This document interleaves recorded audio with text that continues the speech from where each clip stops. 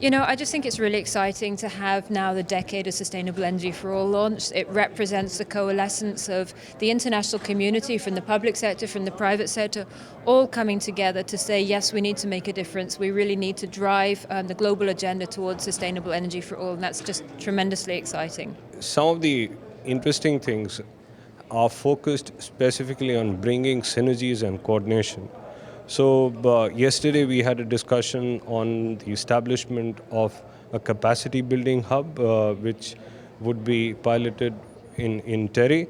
At the same time, there was a launch of Hub for Knowledge.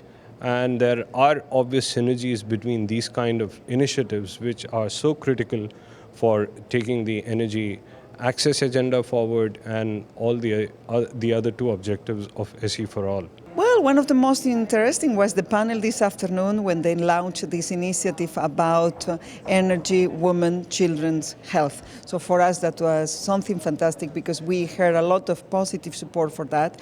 And for us it's about improving the health of women and children around the world. Therefore it's a very, very good thing. There's a lot of new stuff that I've been listening to today at the forum, particularly the finance mechanisms for really kind of scaling up large-scale energy and looking at ensuring PPA structures, so then banks can come in and invest, because there's a lot of risk in some of these markets, and so that development, I think, is very critical for us to look at. The fact that the first 2 years of the Decade of Sustainable Energy for All is dedicated to women and children's health, and that it has opportunities for women in terms of economic empowerment and gender equality. This forum has been quite interesting. I think the realization of everybody that now is the time for action. So hopefully this is the last time we'll have a long talking session, and the next time around come back and talk about what we have done to make all of this a reality. A theme that has really come out of the forum is this appreciation of the need to get to these rural smallholders. You have this situation where people are moving into cities because they need more economic opportunity.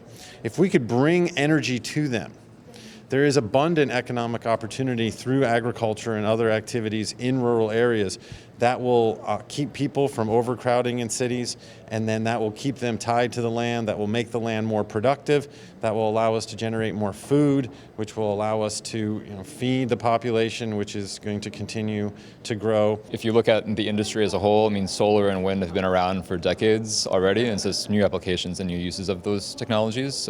After being at the forum for the last 2 days, I really think the innovation is coming from more of a financial perspective. So we just heard from Irina just now that the cost of solar in the last 20 years has come down by 75%, which is allowing for a lot of banks and lower income customers to start accessing technology, and I think that's where the innovation can happen.